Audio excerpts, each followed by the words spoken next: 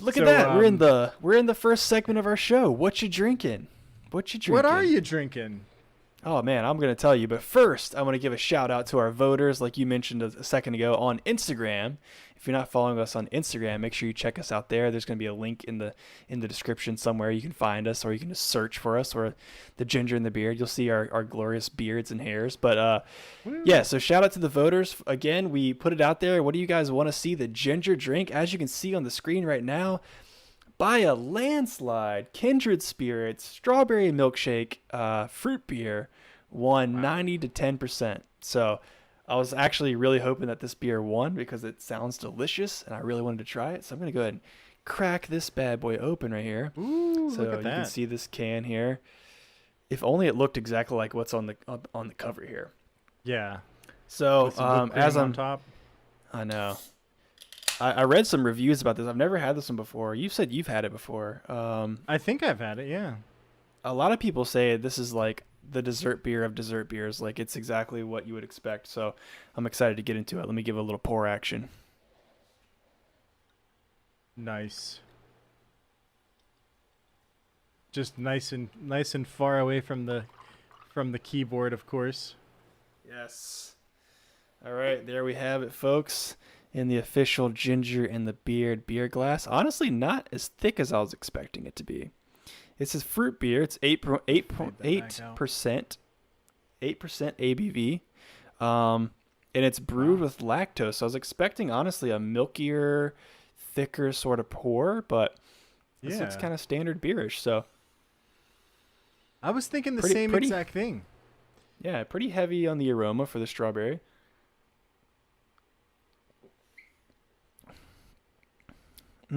Oh man, it's definitely creamy. It's creamy. It's very strong on the strawberry flavor.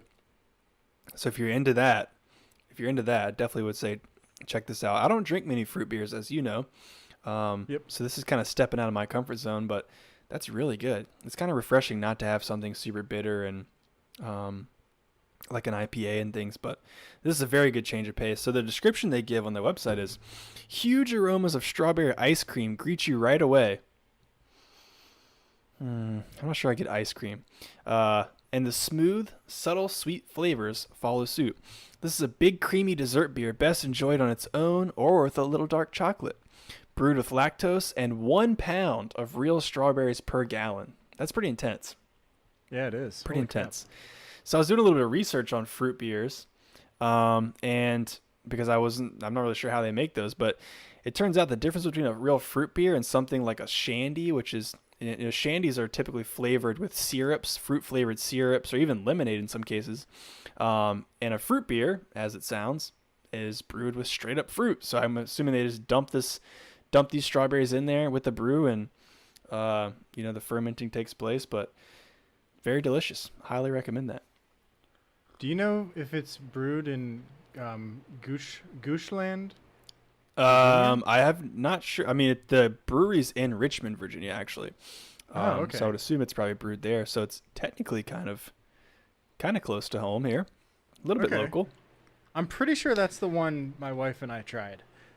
Oh, really? It's very good. I'm almost certain of it. Yeah, it is good. I know you would like it. Absolutely. What about you, man? What did the voters give you today? What did the voters give me? Let's go ahead and fade this in real quick so you guys can see 67% to 33% for the Saison Ardennes. I think I'm saying that right. Probably not. Who knows? Maybe I am. So Saison Ardennes by the Bruery Tureau. It's just the brewery basically has a whole nother sub brewery called Tureau, and that's where they make all of their soury, sweet, tart, interesting beers that aren't their stouts or their normal ales. I was a bit surprised. I actually thought for the past 4 weeks in a row, the brewery has lost. I know. It's lost every time. So I was like, this one isn't the one that's going to win. Out of all of the other ones that I put up there, this is the one that won. Okay, that's fine. Let's do this. The people have spoken, man, and it was really close. While you pull that out, it was close. It came down to the wire for your vote. For a while, it was So- like split between one vote. It's crazy. Yeah, so it's actually a pretty big bottle. Now that I'm holding it in my hand, how many ounces? Is this 16 ounces? Probably is, yeah. 375 milliliters. So it's like a small bottle of wine here. Let's go ahead and Nice. pop this top. Pop this top. Here we go. We got the glass. Don't pour it in the keyboard.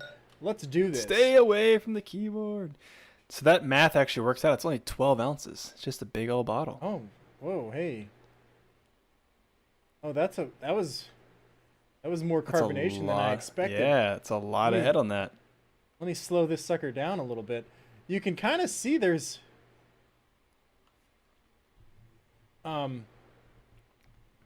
I think like yeast coming out. There was like yeast at the bottom of the bottle. Oh, you have a little I bit of didn't- sediment. Yeah. Wow, man, this head looks really good. Definitely tons of sediment. You guys can't really see it, but it's Give a little swirly action in the bottle. Dump it out. yeah, we got a lot going on there. Nice. So anyway, let me talk about a Saison. Typically, they're gold to light amber in color. There's a lot of carbonation, which is typical of them. Makes sense. Flavors include fruity, horsey, goaty, leather aromas and flavors. I don't understand that. What? I don't understand that, really. But they say that this is a summertime farmhouse beer originating from Belgium. It was their old school Belgium summer farm ales. It's supposed to remind you of home, I guess. Home on the farm. Yeah. You're drinking some horsies and goaties. We'll see real quick. I am a little bit All worried right. that this might be bad because of the way that pour went. So if it's bad, I'm not going to drink this, but we're going to find out real quick. So also it's 6.3% alcohol, so not too bad. Let's give it a sip. Turn it up. Turn it up. Definitely smells sour.